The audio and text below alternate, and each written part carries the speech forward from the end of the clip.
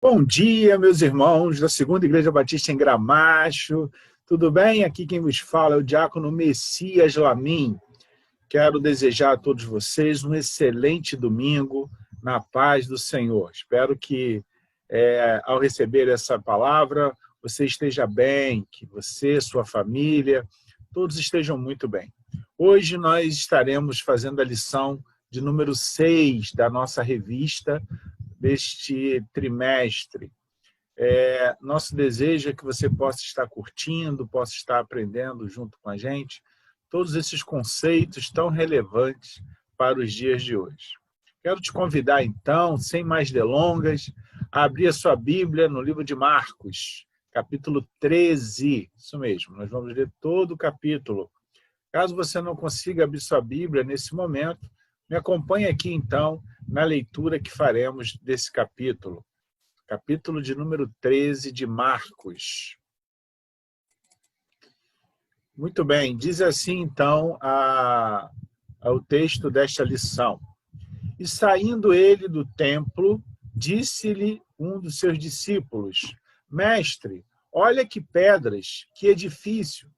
E respondendo Jesus, disse-lhe, vê estes grandes edifícios, não ficará pedra sobre pedra que não seja derrubada. E assentando-se ele no Monte das Oliveiras, defronte do templo, Pedro e Tiago e João e André lhe perguntaram em particular, dize-nos, quando serão essas coisas e que sinal haverá quando todas elas estiverem para se cumprir? E Jesus, respondendo-lhes, começou a dizer, olhai que ninguém vos engane, porque muitos virão em meu nome, dizendo, eu sou o Cristo, e enganarão a muitos. E quando ouvirdes de guerras e de rumores, e não vos perturbeis, porque assim deve acontecer, mas ainda não será o fim. Porque se levantará nação contra nação e reino contra reino, e haverá terremotos em diversos lugares, e haverá fomes e tribulações. Estas coisas são os princípios das dores. Mas olhai por vós mesmos, porque vos entregarão aos concílios e às sinagogas, e sereis açoitados, e sereis apresentados perante presidentes e reis, por amor de mim, para lhes servir de testemunho. Mas importa que o evangelho seja primeiramente pregado entre todas as nações. Quando, pois, vos conduzires e vos entregarem, não estejais solícitos de antemão pelo que haver de dizer, nem premediteis, mas o que vos for dado naquela hora, isso falai, porque não sois vós o que falais, mas o Espírito Santo. E o irmão entregará à morte o irmão, e o pai ao filho, e levantar-se-ão os filhos contra os pais, e os farão morrer. E sereis odiados por todos, por amor do meu nome, mas quem perseverar até o fim, esse será salvo. Ora, quando vos virdes as abominações do assolamento, que foi predita por Daniel, o profeta, estar onde não deve estar, quem lhe entenda. Então, os que estiverem na Judéia fujam para os montes. E os que estiver sobre o telhado não desça para casa, nem entre a tomar coisa alguma de sua casa.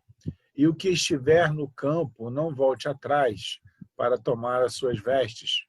Mas ai das grávidas e das que criarem naqueles dias. Orai, pois, para que a vossa fuga não suceda no inverno, porque naqueles dias haverá uma aflição tal, qual nunca houve desde o princípio da criação, que Deus criou até agora, nem jamais haverá.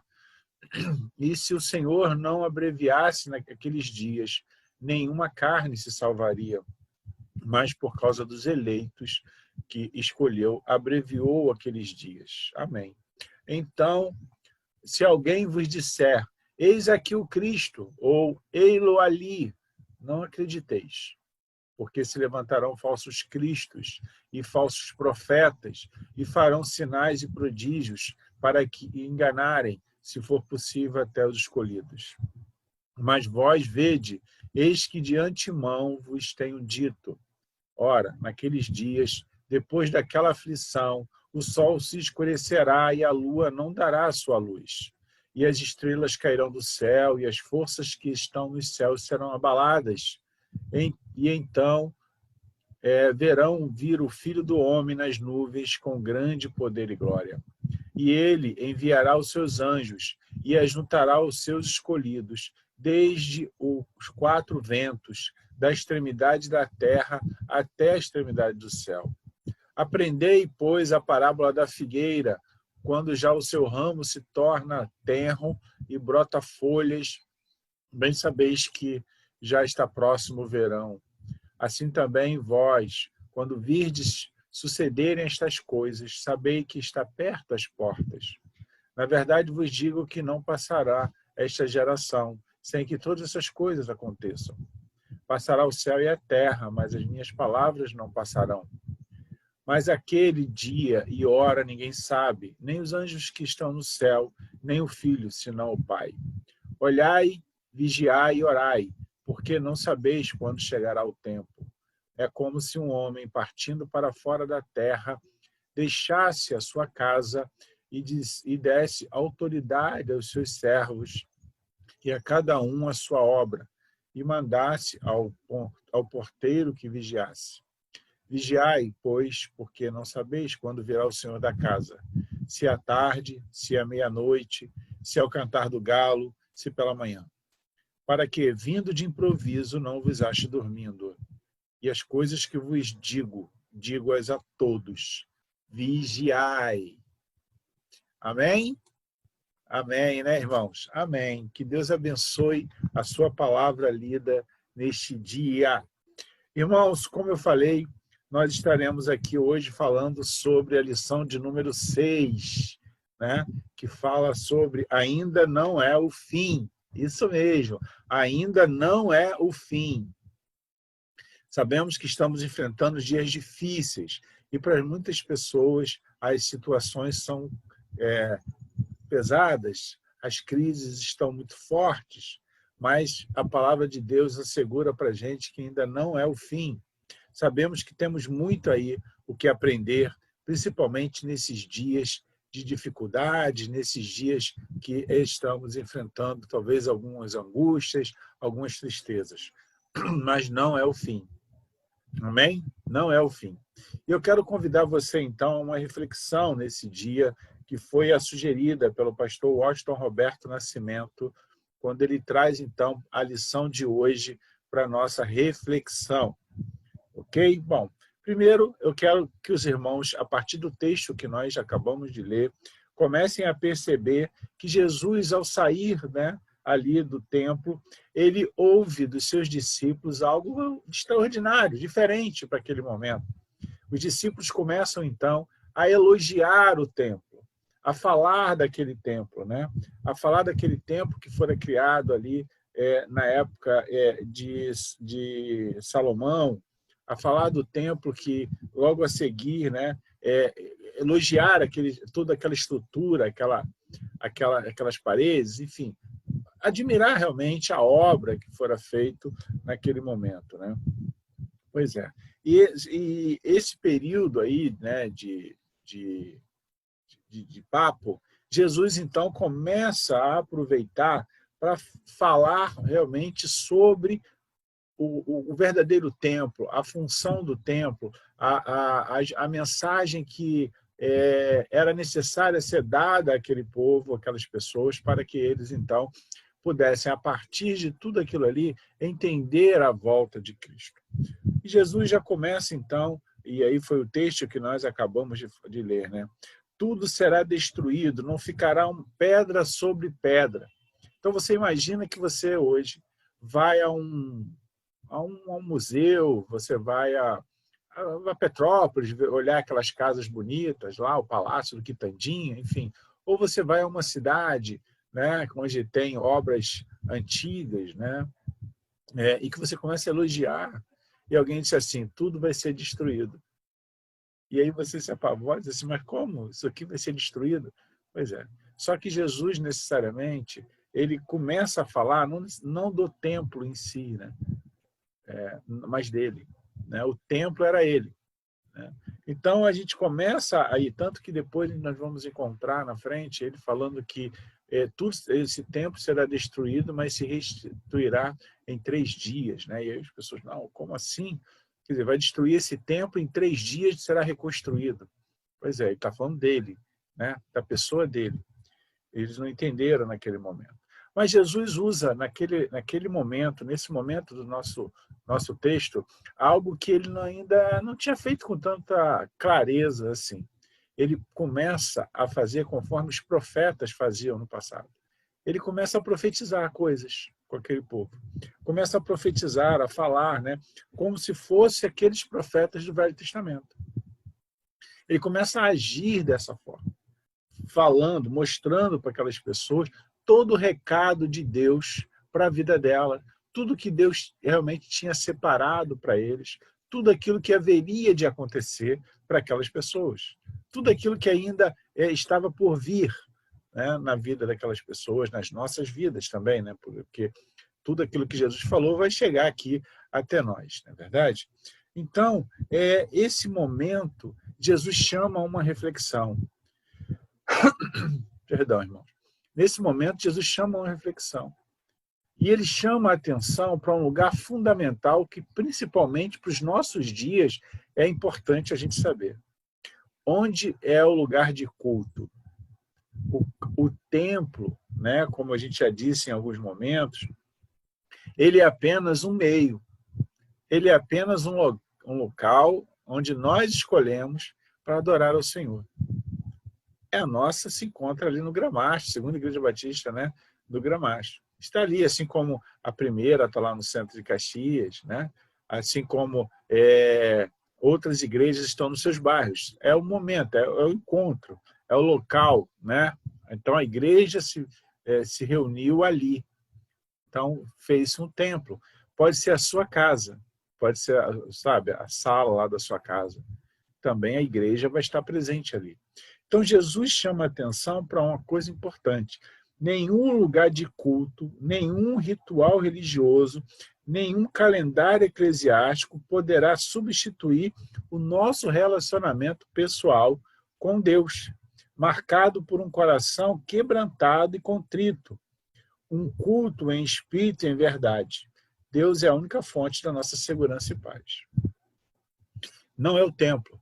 Quantas pessoas aí estavam nas igrejas e houveram terremotos, a igreja caiu e as pessoas morreram lá dentro. Pois é. Então, não há a ideia de que eu estou dentro da igreja, pronto, estou dentro do templo, pronto, está tudo resolvido. Não está. Porque a igreja é eu e você. A igreja somos nós. Então, a primeira coisa que Jesus chama a atenção é isso. O templo é apenas um local, é um meio. A gente não pode confundir isso. Fica ligado nisso daí. A outra coisa, o templo, né, o culto, ele pode acontecer em qualquer lugar. Na verdade, quantas vezes fazíamos, né? Hoje nem tanto, não estamos fazendo, mas culto nas esquinas. Então Deus não estava ali? Claro que estava, porque a igreja somos nós, aonde nós estivermos. Então o templo, o culto que acontecia ali, né, a nação, tudo isso havia de ser transformado em ídolos para aquelas pessoas. Quer dizer, Jesus chama atenção pela idolatria que aqueles discípulos estavam dedicando a um templo. Entende? Aí começa exatamente a nossa conversa aqui. Porque quando a gente começa a adorar a coisas, né, a gente colocar essas coisas no lugar de Deus é preocupante. Né? Muito preocupante. Então, seja o meu time de futebol, seja o meu carro, seja a minha casa. Enfim, não importa. Seja o dinheiro que eu venha a ter. Tudo aquilo que eu coloco no lugar de Deus é preocupante. Substitui o lugar de Deus na minha vida, estou perdido.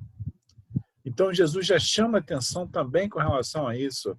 Precisamos tomar cuidado para que os mesmos não aconteçam conosco. Os meios não podem ser transformados no fim. Meu irmão, minha irmã, se hoje você possui um carro, se hoje você possui uma casa, Se hoje você tem uma condição de financeira estável, amém. Mas isso não é o fim. Isso é o meio para que o irmão e a irmã possa servir melhor a Deus. Entende? É assim que funciona. Assim como acontece no templo. O templo é um meio.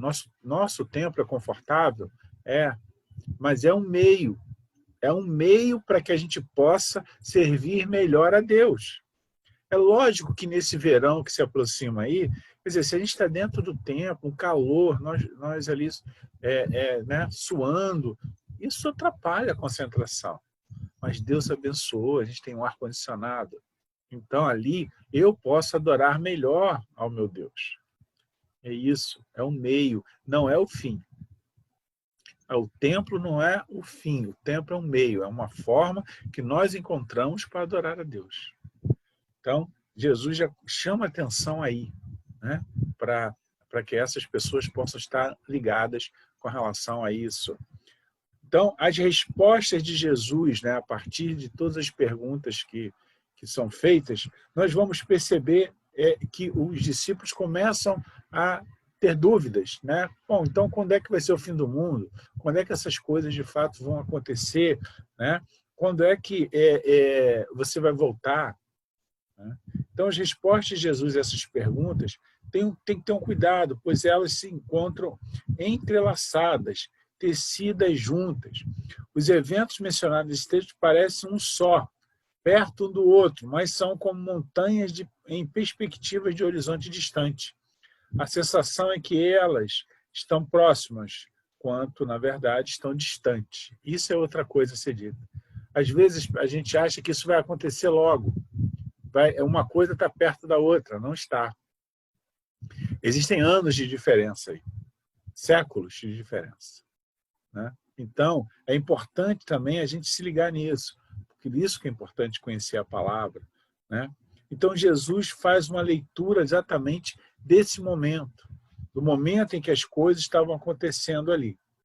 E aí a primeira coisa que ele chama a atenção, tenha cuidado para que ninguém engane vocês. Olha o texto. Então Jesus começou a ensiná-los e disse, tome cuidado para ninguém engane vocês. Marcos 13:5.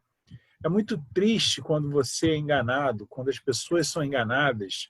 Né? Muita gente tem sido enganada ao longo da história. É verdade. Quantas pessoas são enganadas, irmãos, achando que um pedaço de madeira, um pedaço de louça, né? Uma Bíblia aberta no Salmo 93, lá no Salmo 90, a Bíblia aberta em qualquer salmo, é a bênção para a casa dela. A pessoa tem uma louça lá, tem um santo lá, tem uma cruz, ela acha que aquilo ali é, para ela, salvação, é para ela algo que vai trazer bênção para a casa dela. Na verdade, quem traz bênçãos para a nossa casa é Deus, é Jesus vivo. Não é um pedaço de madeira, não é um pedaço de louça, não é uma moldura, não é uma Bíblia aberta, pura e simples. A Bíblia é um livro como outro qualquer, se estiver fechado dentro da sua casa, ou estiver aberta num livro qualquer sem ler. Se você deixa a sua Bíblia aberta no Salmo 93, no Salmo 90, no Salmo 100, no Salmo 47, não importa. Se você deixa aberta lá na estante, a única coisa que vai acontecer é empoeirar. A Bíblia ela só tem ação quando a gente lê, estuda, entende. Então, é importante a gente tomar cuidado para a gente não ser enganado. E esses sinais, eles acontecem. As pessoas são enganadas ao longo da história. As pessoas participam de determinados movimentos aí considerados religiosos que estão levando elas para o inferno e não estão levando elas para a salvação. Não estão mostrando o verdadeiro Jesus, porque mostra alguém morto, alguém na cruz, uma coisa estática. E lá em Êxodo capítulo 20, só para resumir isso aqui, diz assim, não fazeis para ti imagens nem esculturas das coisas que há no céu, na terra, nem debaixo da terra. E as adoreis. Está lá, irmão. Abre lá a sua Bíblia. E olha, não está só na minha Bíblia, não. Está em todas as Bíblias.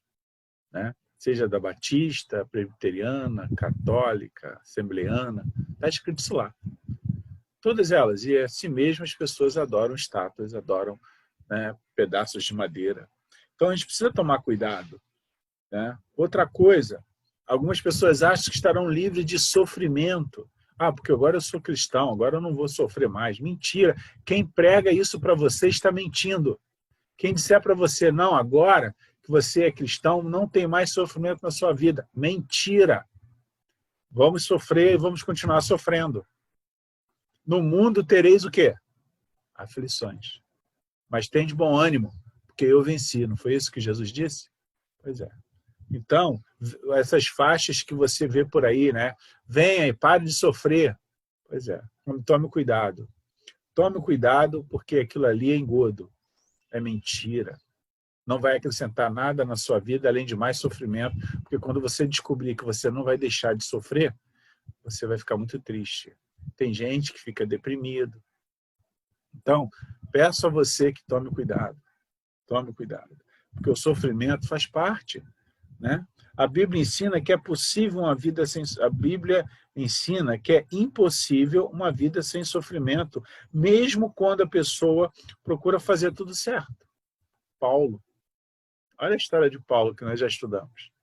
Um servo, um homem que fantástico. Um homem que chegou ao ponto de dizer o seguinte: façam o que eu faço para servir a Deus. E sofreu pra caramba. Todas as pessoas que nós encontramos na Bíblia que se colocaram, se prontificaram a servir a Cristo, a estar nos caminhos do Senhor, a fazer a vontade dele, sofreram muito. Todos nós vamos sofrer, faz parte porque isso também é nosso aprendizado, isso também nos aproxima de Deus. Então, não se preocupe, porque Deus também não vai dar sofrimento além daquilo que a gente possa suportar. Então, meu irmão, minha irmã, não se apegue a esse tipo de engodo aí. Fica ligado, mas se apegue a Deus, porque só Ele pode dar a paz que nós, de fato, precisamos ter. Deixe-vos a minha paz vos dou, não vou lá dou como o mundo a dá.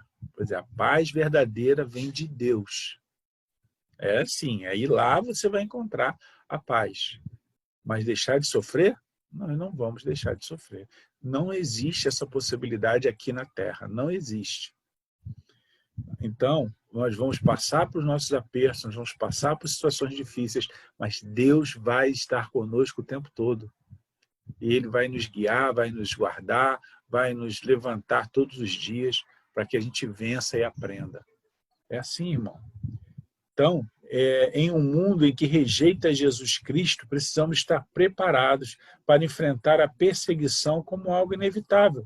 A melhor maneira de fazê-lo é vivermos cheios do Espírito Santo. Pois é. Nós não somos tão perseguidos como muitas nações por aí. Não é verdade? O islamismo mesmo lá, que persegue os cristãos, mata. Nós não chegamos ainda nesse nível, graças a Deus. Mas há perseguições, sim. Aqui a perseguição é um pouco diferente, né? A gente está vendo, hoje mesmo estava lendo aqui na internet, que uma determinada igreja aí está sendo investigada por lavagem de dinheiro. Então isso vai detonando, né? A gente viu aí uma pastora que matou o marido, não é verdade? A gente está vendo um padre aí que se relacionou sexualmente com outra pessoa e ganhou dinheiro com isso, com essa pessoa. A gente vai vendo a igreja sendo minada, cada hora tem uma coisa, entende? Mas nós precisamos permanecer firmes, porque a Bíblia diz que isso iria acontecer, é isso? Então, coisas que talvez a gente não esperasse, mas acontece. Onde houver pessoas envolvidas, sempre não teremos problemas, não importa qual é a tua religião, qual é a igreja que você pertence. Tem pessoas envolvidas, tem pecado, tem erro, tem falha, não importa. E não importa o cargo que você tenha, tem pessoas envolvidas, tem problema. Porque pessoas, irmão, são falhas. Pessoas erram. E aí eu quero chamar a sua atenção para isso. No mundo em que rejeita Jesus Cristo, a gente tem que estar antenado para esse tipo de situação. Porque a igreja, ela tem as suas perseguições, sim.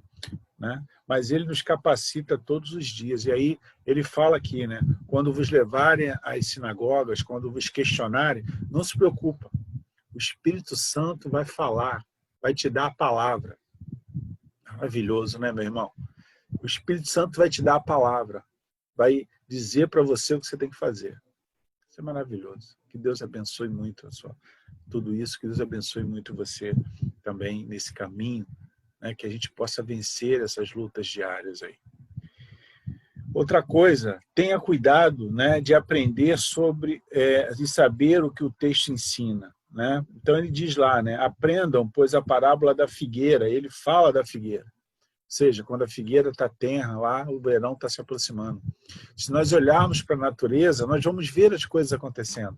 A natureza ela vai se modificando conforme as estações. A gente é possível saber também, observar. Jesus está chamando a atenção, sabe para quê? Para a gente observar à nossa volta o que está acontecendo. Para a gente observar todos os momentos, todas as situações. Para que a gente fique antenado sobre essas coisas, para que a gente não cometa erros.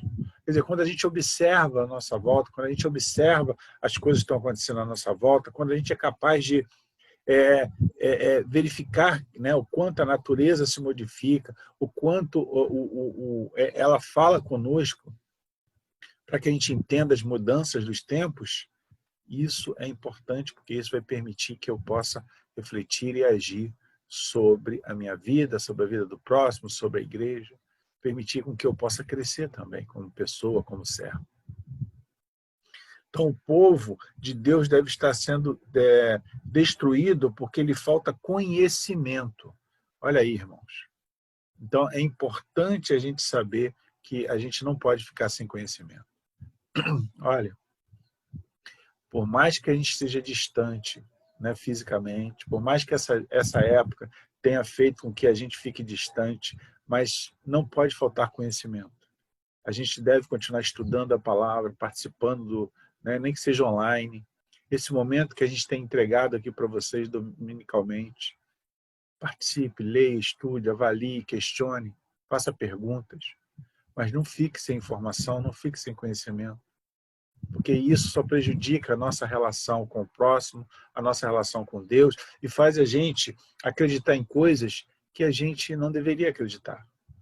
A pessoa sem conhecimento, irmãos, vira massa de manobra na mão de quem tem conhecimento. A pessoa sem conhecimento acredita no outro pura e simplesmente porque ela não sabe, porque ela é ignorante.